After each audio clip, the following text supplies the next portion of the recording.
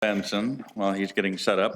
He is the founding partner of Modus Cooperendi and the author of Personal Kanban. Jim is the creator of Personal Kanban, a way to visualize, track, and improve upon existing process, and co-author of the Shingo Award-winning book of the same name. For the past 2 decades, he has worked at uncovering ways for individuals and groups to communicate, collaborate, and find clarity in unpredictable and amorphous environments. He is also the CEO of Modus Cooperendi, a company focusing on collaborative management. He writes about and works with clients to achieve cultures of continuous improvement. He believes that the successful completion of any project requires systematic cooperation. Prior to Modus, Jim owned Gray Hill Solutions, a software development firm that focused on government contracts.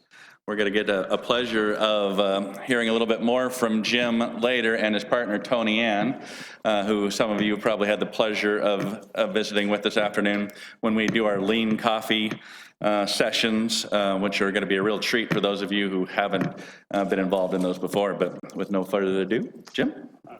Can you just say, batting next, Jim Benson? You've got like the ultimate baseball announcer voice. And batting next, Jim Benson.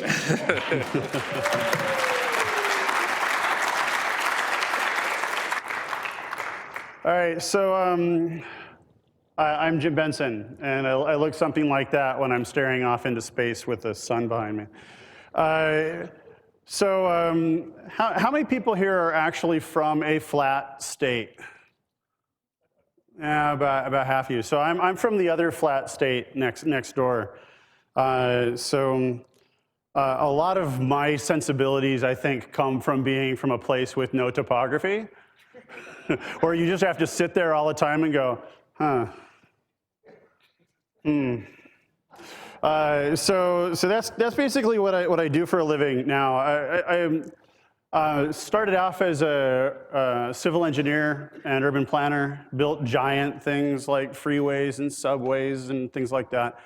Got fed up one day, and it's a long story, and I don't have a lot of time, so I won't go into it now, but started a software company for government to make them stewards of their own, better stewards of their data, and more collaborative.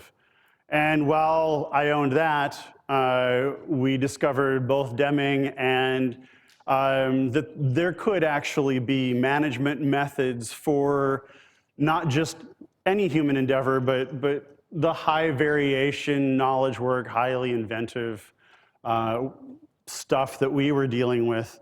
How many people here have ever used a cellular phone or a computer or maybe driven a car?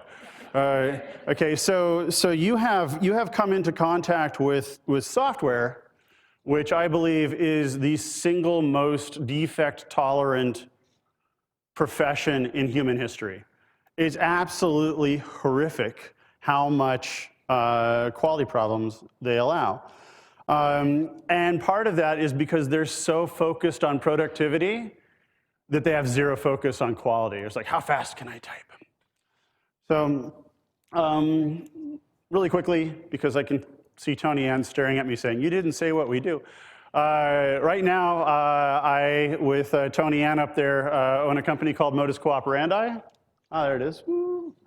And we work with clients both to train them in ways to manage more effectively and also to expound some Deming-esque principles, the primary one being that if you actually respect people, they will do a better job. So we get a lot of people calling us up saying, we have a horrible problem, can you come in and fix it? And the solution almost always is, would you just shut up and let your people run your company for you? Because they're dying to do so. So this guy here, how many people here know who Deming was? I asked that a lot, and I imagine I'll get a different response today than I normally do. Basically, we don't ask the right questions. And so when we're talking about disruption, the questions that we ask are usually the questions that we ourselves don't even expect. Right? So I'm going to tell a couple stories today about people that we've worked with who have surprised us with the solutions that they've come up with. So back here at the beginning, you saw this thing says there is no instant pudding. So there is an instant pudding quote as well. And as we all know, that is from Donald Trump. And so Donald Trump here says that, you can't achieve success right away. You have to work at it because there is no instant pudding. And of course, being the ultimate plagiarist that he was, Deming saw that and immediately appropriated it himself. So don't be afraid to learn, I guess is what the lesson is here. So when we disrupt, what is it that we actually want to do? Do we want just to disrupt? Because we could build some bombs. I understand that somewhere in Iowa there's a bomb-making company. And we go blow things up. That'd be pretty disruptive. But I think that what we're really looking for is noticing that there's variation and change and growth and evolution in the marketplace. We want to the best extent possible, to predict what that's going to be, and then create or launch some sort of product to meet that demand that we're seeing. The trick here is that markets change so fast now that rather than doing this and then 18 months later releasing a product, we have to do this and release a product next week, right?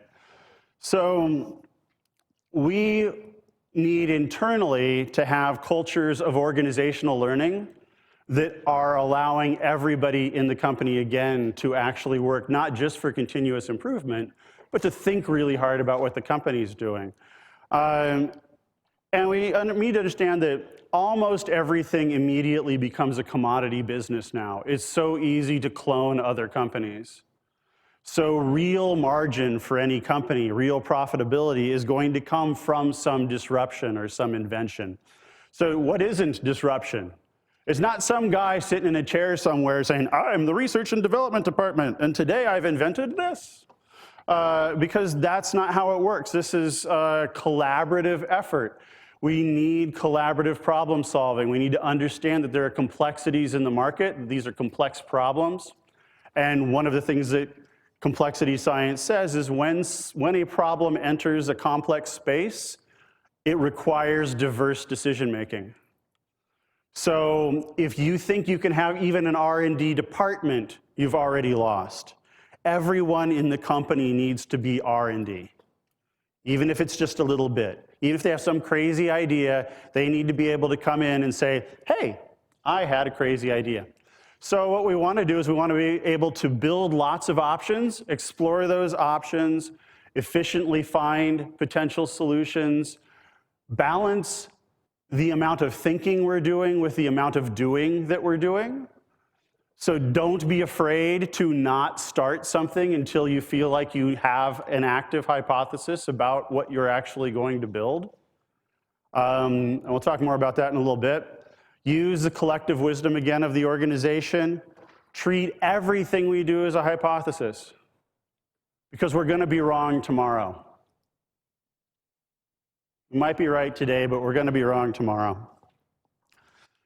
And we want to aggressively seek to validate or invalidate those hypotheses. So in essence, we want to continuously be reinventing our products, our companies, ourselves, and our world.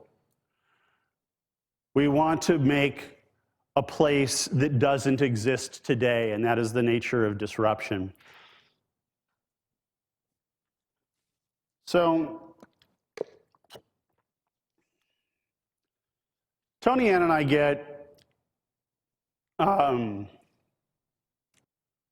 we're kind of blessed to work with some strange people. And this guy here is the strangest guy I will ever meet. His name is Peter Kootenai. He is a CNN hero. When he was 10, his parents died of dying. They just died and were buried. And in the upcoming several months, several of his brothers and sisters died of the same affliction, of not being alive anymore. He was in a little remote village in Kenya, and what he did after that was he would go home, he'd feed his brothers and sisters, and then he'd go and spend all night in the schoolhouse studying. He got a scholarship to go to Nairobi, to go to high school, and while he was there, he got a scholarship to go to the University of Washington, where he got his degree in medicine and immediately opened these clinics across Kenya. It's the only indigenously owned healthcare system in all of Eastern Africa. So this guy here is impossible. That should not happen, right? When we were working with them, they said, we've got some problems in our supply chain. We have a supply chain problem. And that supply chain problem is that we've got all of these pills and syringes and gauzes and whatnot in Nairobi. When we ship them out, there is loss. So we have shrinkage, and we don't know where that's coming from. Can you help us with that? And I should have put one more picture in here, but I didn't. And we said, yes, but we're not going to pay attention to that. So at the clinics here, how long are your doctors working every day? They said 10 to 12 hours a day, sometimes 14 if they have to do something special. How many people do they see a day? A couple hundred. Okay, if you worked 14 hours, you saw a couple hundred people, how do you think you'd go home? How do you think you feel when you went home? Anybody? Yeah, you'd feel exhausted. You'd think about these. This hurts. This hurts. This hurts. So what we did was we built a visual control, one of our Kanbans for them. And we said, look, when you do rounds, we want you to actually pay attention to your patients. So this is what we want you to do. We want you to get a whole bunch of toy cameras. A whole bunch of toy cameras that when you took a picture, it made the stickers come out. Everybody that came in got a picture taken of them. Put the pictures on the Kanban. Then when the doctors did rounds at the end of the day, they thought about the people, not about the practice, right? They thought about the actual value that they were providing, the people they were providing it to. They knew that they had done a good job. Shrinkage declined almost immediately by about 60%. The problem wasn't that people were stealing.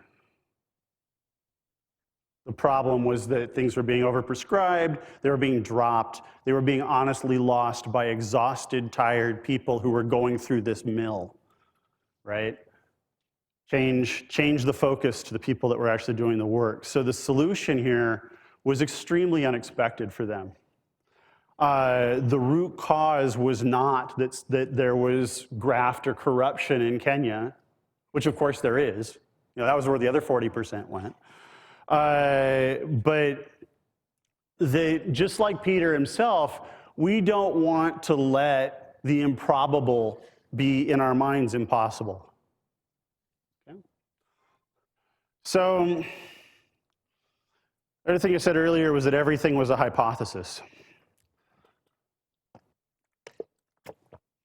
And everything is thirsty.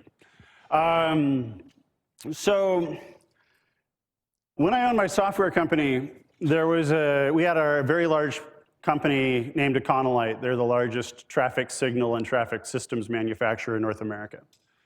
And we had done some projects for them, building some software. And they had a party, and we went to the party at this conference. And we're sitting there, my business partner and I, with their C-level staff, and we're enjoying a nice meal. And they had given me a couple bottles of wine, and I was enjoying the wine, and my tongue was very much enjoying the added freedom that the wine had given it. And I said to them, all advanced traffic management systems on the market today are crap. And they said, gee, Jim, our two biggest products are advanced traffic signal management systems. Are they crap? And I was like, yes. And much as Tony Ann can probably sympathize with, my business partner, William, at the time, is elbowing me in the side saying, shut up now, stop talking, don't say anything. So I said, well, how are they, how would you change them? And I just erupted. I was like, I'd make them more collaborative. I would make them cross-jurisdictional. I would change the way that pedestrian signals are activated. I blah, blah, blah, blah, blah. Went down this huge, huge long list of things that I would do to this. And then we left, and my business partner was sure that we had lost them as a client, and I wasn't too sure myself. And then a couple days later, they invited us down to Southern California, and they said, you know that thing you were talking about? Can you build it? And we said, well, we'd love to. It's pretty big, though, but we could build that. And they said, great, can you give us a spec? And I said, no. And I said, why not? And we went through this long conversation that culminated in this last exchange, which was, I said, how long have you been in software? And their CTO says, like 35 years. And I said, how are specs working for you? He said, I don't understand. I said, what are they supposed to do? Well, you're supposed to tell us what you're going to build, how you're going to build it, how much it's going to cost, and when it's going to be done. I said, how often does that work for you? And he says, well, some, that's all I really needed to know. Okay, so let's just assume that some is not always, and let's do this instead. Let's get together every day, and we'll have no spec at all, but what we'll do is we'll have some guiding principles for the project, things we would like to see. You set us up with an initial deliverable in 90 days, and you give us a burn rate, not to exceed amount per month, and we won't exceed it, and we'll deliver whatever you want at the end of those 90 days. And here's the catch. Every morning, we're going to have a 15-minute huddle. You will attend on Skype, and you will be part of every decision that we make. When we're writing software, we will check it in every 10 minutes. You will be able to get a running build of anything that we're doing every 10 minutes. It will be like you're sitting here in the chair with us. And therefore, we can never deviate from your expectations. And they said, that's stupid. Your developers will call us and bug us, and my developers and then behind me are going, don't do this, they'll call me and bug me. And everybody was really worried about people calling other people and bugging them. And I was like, okay, let's just see if it happens. And if that happens, then we'll do something about it. That one principle about waiting to see if things can go wrong before fixing them has really served us well. It's amazing how people will develop, they say, I want to build this little thing, so I'm going to build this massive system because something could go wrong. It's like, well, why don't you just trust people at the beginning and see how that goes? So we got the first 90-day deliverable. We were done in 45 days. And I'll never forget it. We get onto Skype, and they get onto Skype. We say, okay, we're done. And they said, we know. So what do we do with the other 45 days? So what was supposed to happen was they had a big regional conference or big global conference they were going to have, and they wanted to show everybody kind of a mock-up of the system. And so I said, let's do this. Let's populate the mock-up with real data. They're like, that's impossible. Okay. Let's see if it works. So we actually populated so that in 90 days, we built a mock-up of the system that was actually populated with real-time data from Los Angeles. What happened while we were doing that? We changed a lot of things as we were going along, but we were learning as we were executing. And we weren't afraid of learning while we were executing because we didn't have a spec. So the moment that we write something into a plan, that's where innovation dies. Because we build the plan, we don't build what's possible. So Tony Ann and I and others have developed this thing that we call Kanban, which the lean people also call something else, but life's funny that way. I thought that the lean people were actually going to show up one day and I'd be walking out to the car and all of a sudden, but it didn't actually work out that way. They gave us an award for it, so I was pretty happy about that. It was better than a shiv in the back. But a Kanban kind of looks like this, where you take knowledge work, which usually lives inside your brain, and you can't see it. So if I'm working with you, I don't know what you're doing because I can't see what's going on inside your head. Well, oops, sorry about that. There we go. But it's real stuff. So we built a little system that let you just see what was going on. We found out that almost all of the problems in software development were due to a couple things. One was that people didn't know what they were doing because they couldn't see it. And the second was that they were doing too much stuff. So we said, let's do this thing that says you can't put more than 3 things in a column, and you have to finish something before you start something else. Quality improves, focus improves. And you know what? People stopped doing a lot of stuff. So they would put stuff into this backlog, they'd do a little bit of work, and then they'd find out that this was a really stupid idea, and they wouldn't do it. Otherwise, they would have started them all at the same time, and then they would have fought like hell to make that thing fit into something that it didn't fit. That's awesome. However, this is also falsely linear. How many, dang it. How many people here are people? Okay. All right. And you've had conversations with other people, and it's gone pretty well, and things are pretty awesome, and you're thinking, oh, we're so aligned now. And then you walk over here, and you get a drink, and you look over and you're like, what the hell are you doing? And you go over and the person's like, well, that's exactly what we just talked about. It's like, no, it's not. We very quickly fall out of alignment because what's going on in my head and what's going on in your head are different things, both because of the experiences we've had up until now and the experiences we have after having our conversation. So there's a million ways for work to require a lot of interpersonal communication. So when we're working as a team, work isn't necessarily a linear flow anymore, because it kind of turns into this, which was, how many people here know who the underpants know? I'm sorry. Yeah, it's all the people under 30. So never mind. This is basically the business plan for the underpants gnomes, which is they collect and then basically a miracle happens and then they get lots of money.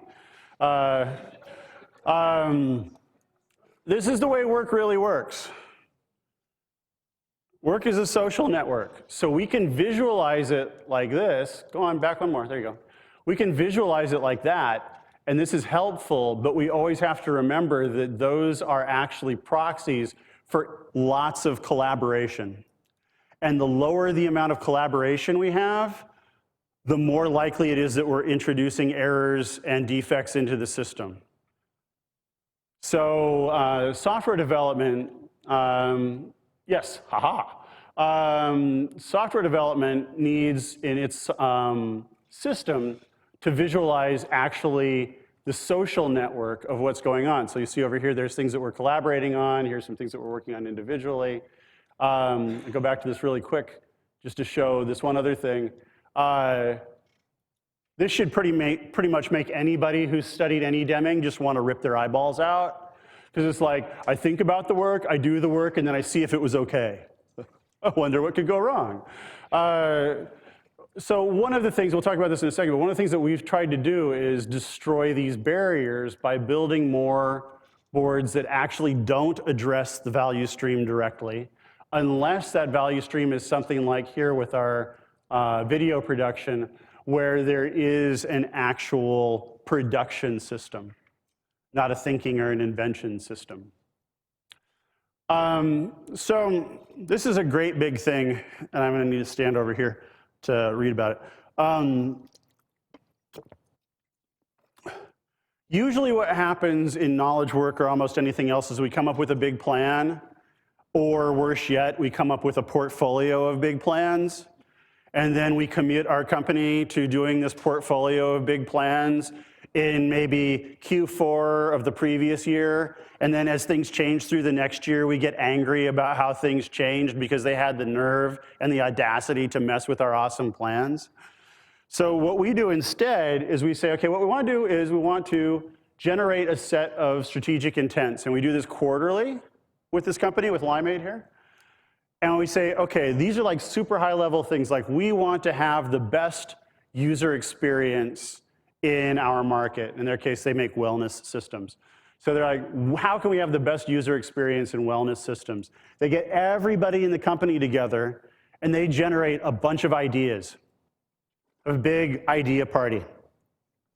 Then those ideas, some of them are big, some of them are small.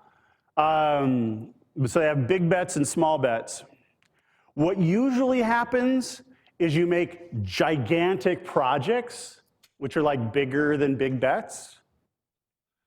So if I say to you, I want you to take on a project, I want you to be a project manager, the first thing that you do is say, ooh, that sounds like power. And I'd like lots of power. So how can I get lots of power? Well, I can do lots of work. Yes, the more things I have in my project plan, the more powerful I am. If we change that language to, I would like you to make either a big or small bet about how to improve the company, people suddenly get a lot more conservative about the amount of work they're willing to take on, because you don't want to just walk in and say, yes, I've got $25,000 to my name, and I'm going to put it all on 18 black. Oh, so much for my career. So here, people are suddenly, it's like, okay, I'm going to make these as small as possible, and I'm going to make these really small. So these are like a week or less, and these are a week or more, basically. And what we found was almost instantly, people were able to better identify what the value was they wanted to create, and then drop it into that big bet pool, and then they look at it and go, you know what, actually I think you can take these things out. Because there were things that didn't belong in there before, initially. They were pork barreling, right? So we develop this, then we do, P, D. This is starting to look familiar. So we actually do stuff. And then while we're doing it, these big bets and these small bets, they're not plans, they're hypotheses. They're stated specifically as a hypothesis. I believe if we build this, it will have these impacts. You build it, and usually in software, when you're done building, you're done. I'm done. And then you go on to build the next thing, and you don't care what actually happened. That's how you get like Windows, right? It's just like, hey, here's some more features. Oh, you obviously want more features. You want more features. So there's a study that said in Word, people generally use about 7% of the features in Word. And a good 35 to 40% of the features actually no one uses at all. But they're there, taking up space on our hard drive and making the system more complex than it needs to be. So what we do now is in that Kanban that they have, when you're finished, it actually goes over here to another board. And on that board, it says, here's the thing that was done, and here's how it's performing right now. How many people are using it? Has there been any complaints about it? Has it crashed? Has it done this or has it done that? So you're actually measuring each of these bets, not as they're done, but you're validating them as a hypothesis. And if they come back now, you as a good experimenter know that it's not because you did shoddy work, it's because the hypothesis could have been either satisfied in a better way or it was actually an invalid hypothesis to begin with. So you learn, and over here you've got this little blue band which basically says, you know, look, this is our little filtration and irrigation system where awesome learning is constantly shared. So all of the different teams have daily huddles, but they also get together as a big group once a week and say, this is what we're doing. Whenever anything is launched, everyone takes a look at it. Does that slow the company down? Maybe if you measure productivity, absolutely not if you measure effectiveness.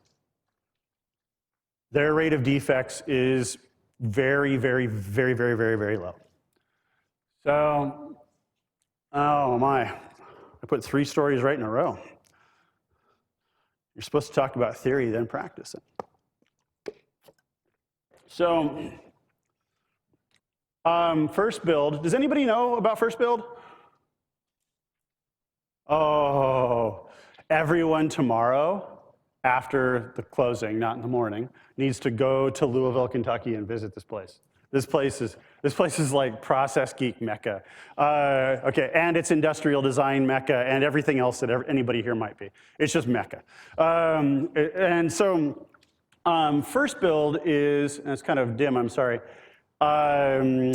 It is a co-working space in Louisville, Kentucky that is a joint venture between the University of Louisville and GE, and the GE Appliance Division specifically. And what happens here is they have a space where you can do co-working to build appliances. Not co-working where you just come in and type stuff. You know, it's not just like internet and a coffee machine. This is like an honest-to-God place with a grade A kitchen, mind you. Like the only co-working facility and manufacturing facility with a grade A kitchen in it. And everybody in here, you see all these people working away, they're working on their own ideas for individual appliances. They all have a hypothesis that if they did something, it would make life better for people who like to, unlike David, like to cook. Or like to do their laundry, or like to whatever. So one of the things that's in the front, they have a showroom in front where you can actually buy the things that they've made. The first thing that you see when you walk in is a dual door oven,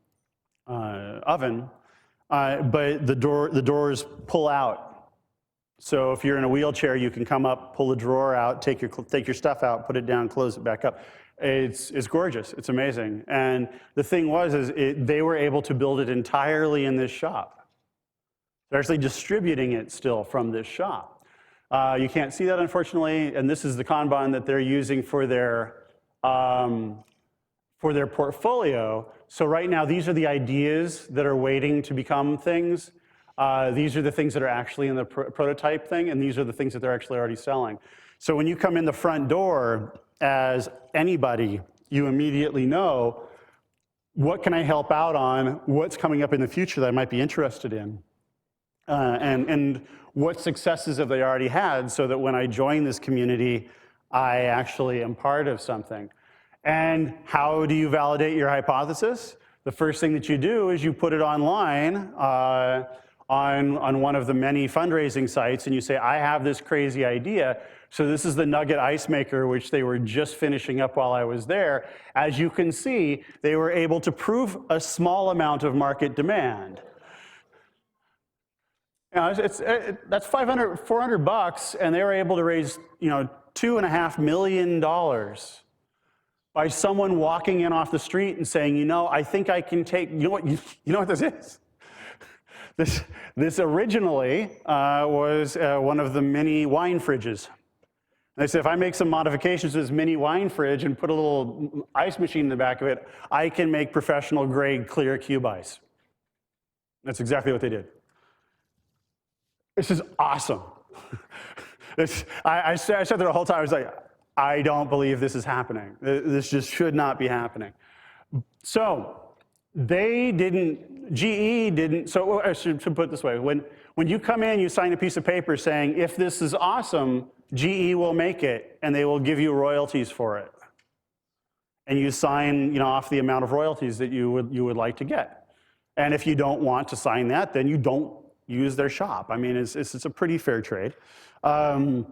They've produced about 15 things thus far. Their goal is to produce 12 things a year, which is roughly 8 times the output of the GE Professional Research and Development Division. I'm not kidding. It really is. And the Research and Development Division hates these guys. They go by every so often, throw eggs at them and stuff. It's nasty.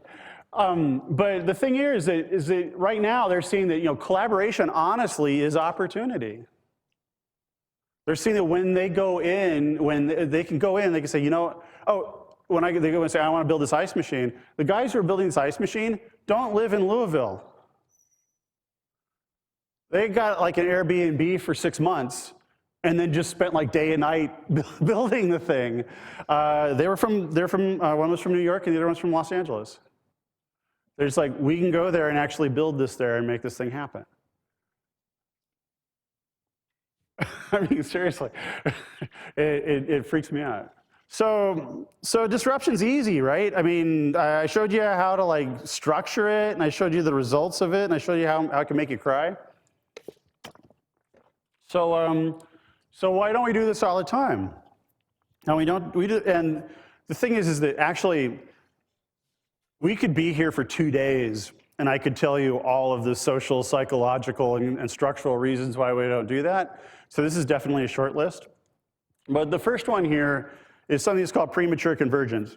And the picture of Deming there is because of the quote next to him, not because he is an example of premature convergence. But basically what happens in premature convergence is you and I will get together as professionals and we'll say, oh, I've got this problem, and then we'll instantly solve it and run away, and we'll go to work solving it. And we will feel like we're super productive because we had a very short meeting, which is everybody's goal with meetings, right, is for them to be short. So we feel like productivity is inversely proportional to the length of the meeting. And so premature convergence is we put our professional heads together and our professional bias tells us this is what we should do. It's not the right thing to do. We haven't actually gone through a valid root cause analysis at all. We haven't acquired any knowledge. We had some information about a problem, we had some biases in our heads, and we thought the information plus our biases actually resulted in a solution. This happens all the time. In fact, most business plans are basically large documents made up of examples of premature convergence. So a couple of people have mentioned this today about we've got lots and lots of information, lots and lots and lots and lots and lots of information. And everybody says, I want to be data-driven. I want my company to be data-driven. And it's like, that's great. It's extremely dangerous to be data-driven because you're not learning. You're not taking into account this stripe. So this learning thing is you get some information and then it percolates back. And some things out of here are percolating forwards. You know, this is a omnidirectional or strip. And what we want to do is make decisions based on the commitment that we are going to make the best decision. It doesn't mean to go into analysis paralysis. It means that we are going to put systems in place that say, how can we quickly come up with a lot of options and then validate those options? Groupthink is kind of like premature convergence, but groupthink also often involves positional power. So you're with your boss, and everybody else is in the room with your boss, and your boss says, hey, this might be a good idea, and then leaves, and then everybody instantly starts working on that idea. It's when you as an organization or as a group have some idea that you think is now unquestionable, and you all roll forward with it, and you don't question it. One of the interesting things about this is we work a lot with a Swedish company called Spotify. And Spotify is an extremely forward-thinking company. It's probably the most forward-thinking company we've ever been in. Their CEO, Daniel, came over to New York in this meeting with this group that was creating a new product. And he was really excited about the new product. And so he's in the meeting, he's like, you could do this, or you could do that, or this would be really cool, or blah, blah, blah, blah, blah. And then he leaves, and they did exactly what I just described. They're like, oh, Daniel said this, and this, and this. We got to put it into the plan. We got to take these other things out of the plan. And I was like, I think Daniel was just excited. I don't think he was actually giving you any direction. So thankfully, Spotify is the kind of company where you can call Daniel on the phone. So one of the project managers that was in the room picked up the phone, and she said, Daniel, did you actually mean for us to do that stuff? And he's like, no, I was just having ideas with you. I should have made a separate positional power slide, but it happens, and it happens to all of us because these things are unconscious. Groupthink is unconscious. Premature convergence is unconscious. So the last one here, and this is actually Iowa. I made sure of that this morning. How many people have run into these? It especially happens when you come from the outside and you're like, that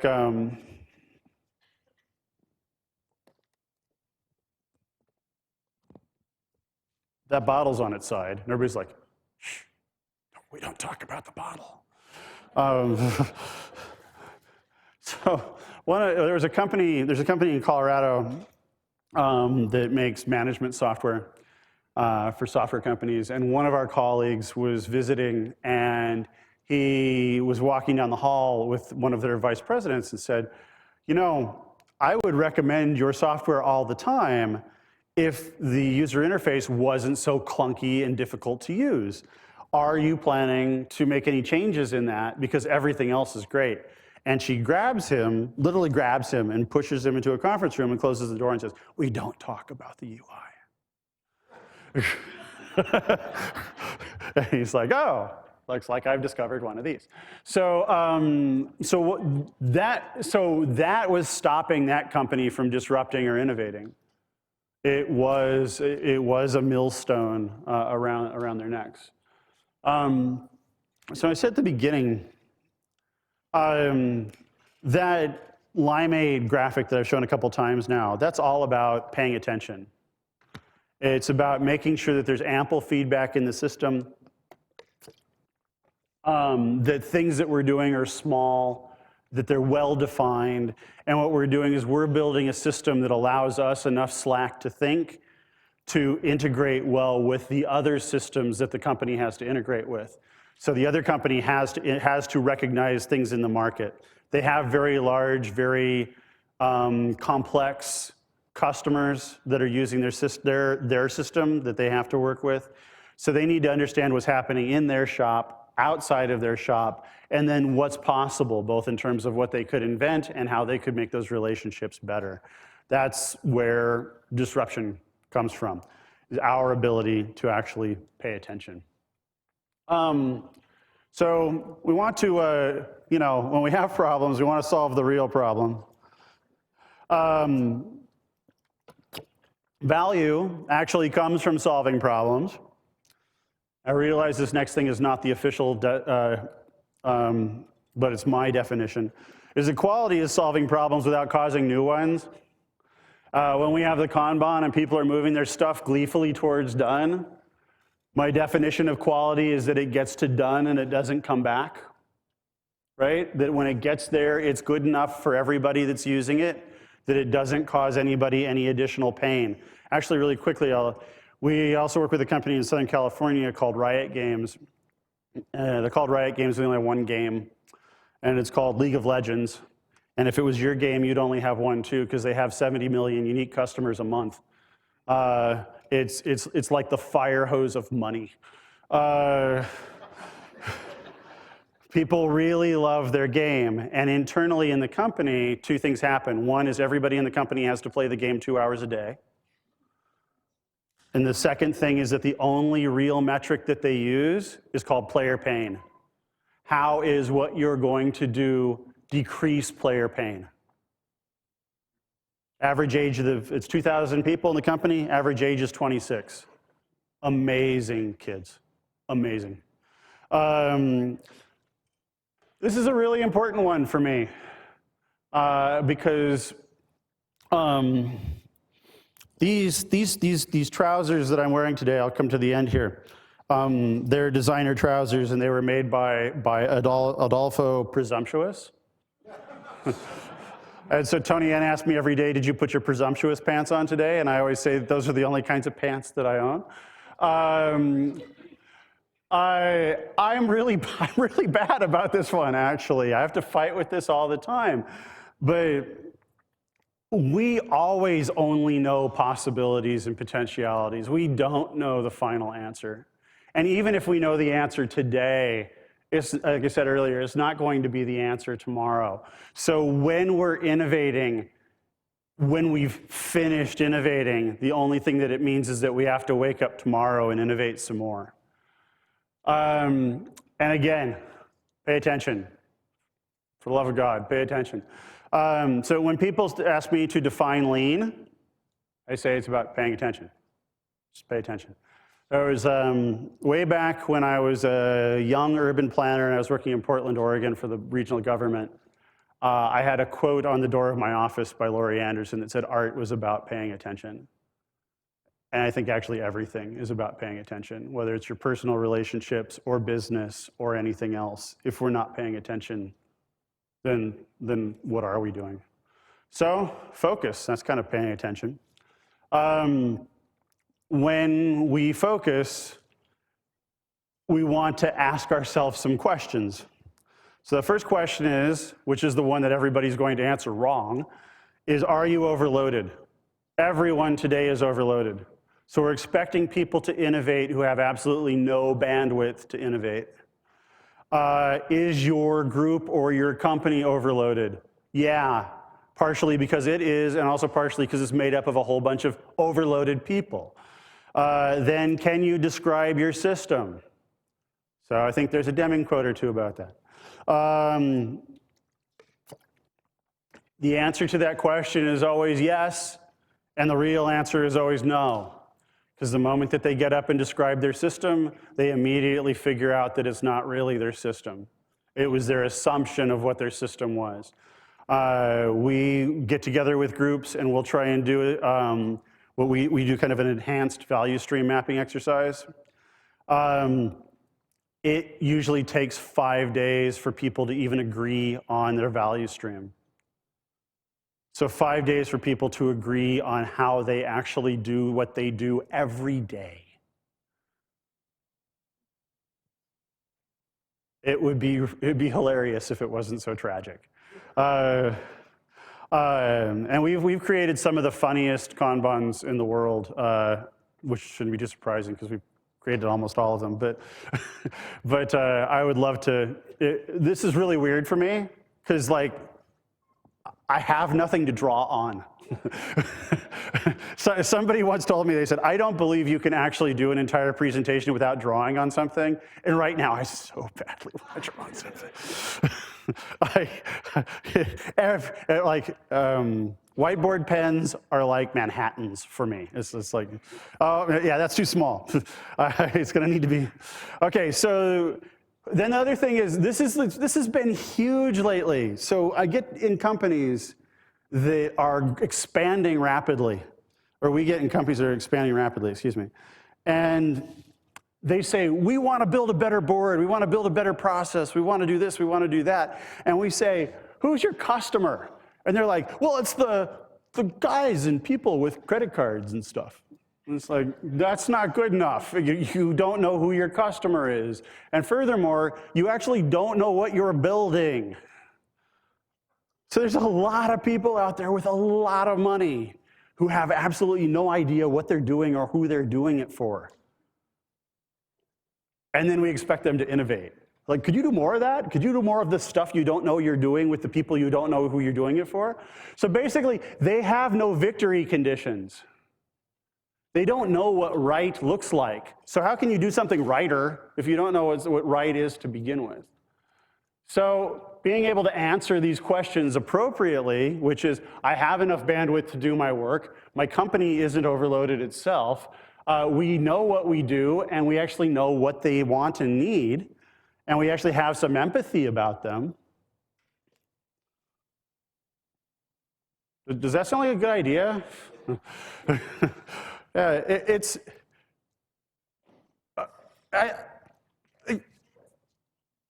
I don't get it. I honestly don't get how you can have a building filled with like 400 or 500 people and not understand what you do.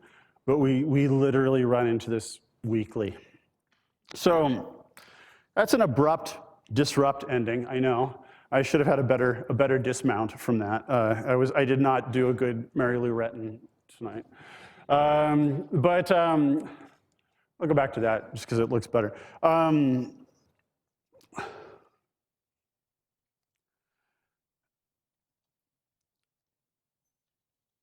There are, in my mind, this should have been the slide.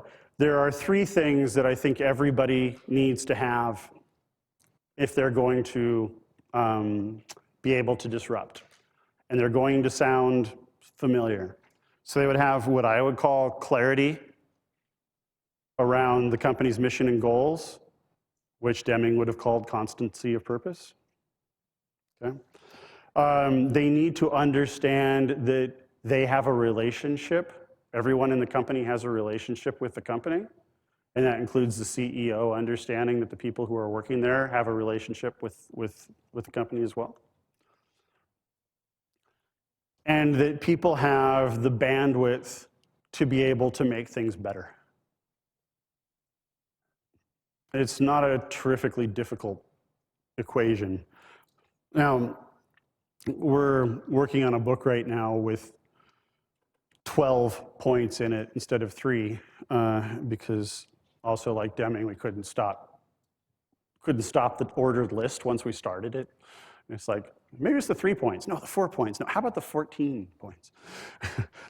That ought to be good, because it's just going to roll right off everybody's tongue, right?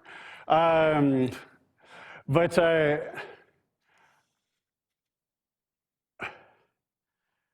I've seen this work. And I've seen it work a lot more lately than I have any other time during my career. It's feeling to me like at least the people who are approaching us are ready to actually stop being on the productivity mill and actually get on the effectiveness mill, or the effectiveness conga line, which sounds better than a mill, I guess. And any innovation that's done outside of being able to answer these questions is going to be happenstance. That make sense? So I'm going to go ahead and stop there, because I believe that is my allotted time. Does anybody have any questions or anything that they'd like me to go into more detail about? I know I said an awful lot in a short period of time.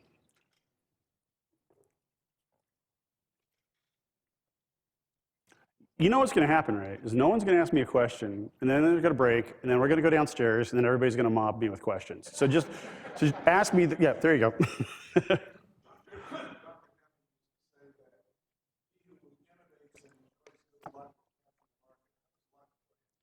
Well, so that's awesome. There are no guaranteed victories with anything. I'm from Seattle.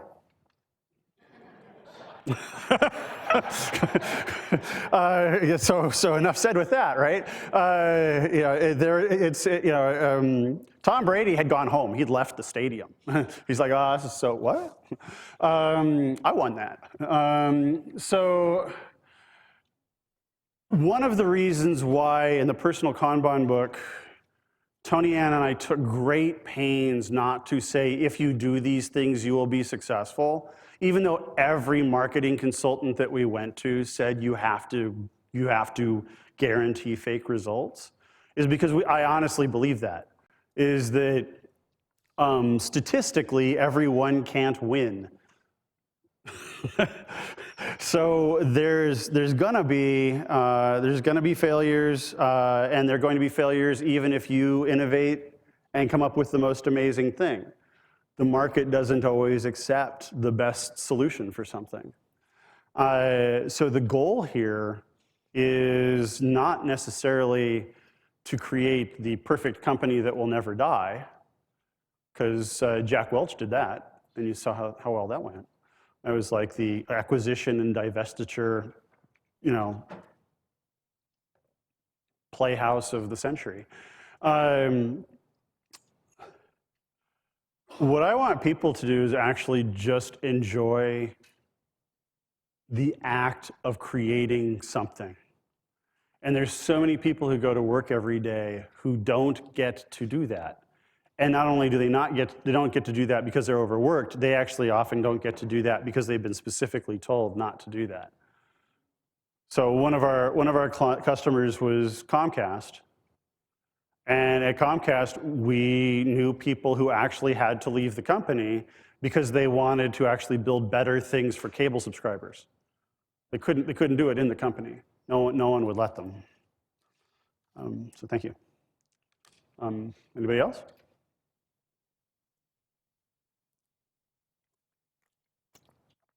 So at 4:30, I believe, we are going to do a lean coffee, which Ken is approaching me now with the visual aids. So in your document, you have this beautiful piece of paper that talks about how lean coffee works. And basically what happened was we recognized in teaching our classes and in running meetings that everything that was told to people about how to have an effective meeting was just flat out wrong. So what makes a bad meeting? A strong agenda makes a bad meeting. We've read plenty of books that say bad meetings are because you have food, you have distractions, and you have an agenda, or you don't have a strong agenda. Basically, food makes an awesome meeting, distractions make better meetings, and no agenda whatsoever works better. So what we're going to do today is we're going to get together and we're going to meet downstairs. There's going to be several tables. And we are going to go through one of these exercises where everybody gets together at the table. The leading question today, or the topic today, is basically going to be, what did you learn today, and how, and what would you like to discuss further? Write down anything that you want to talk about. Everybody at the table gets 2 votes. You vote, and then you basically talk about things in the order voted. So what ends up happening is you create an emergent agenda for the meeting based on what will provide the most value for and get the most value from the people who are attending. No matter what cranky things I might say about Comcast, almost all the meetings in Comcast now are run using Lean Coffee. Our clients have been very quick to adopt this as a pattern, and so we'd like to share it with you today. And one of the important things about doing this at the end of a day like today is you've just sat on the other side of a fire hose and just soaked up tons and tons and tons and tons of information. Now you can actually process some of that information. So with that, I'm gonna take my water and go home. Thank you, Jeff.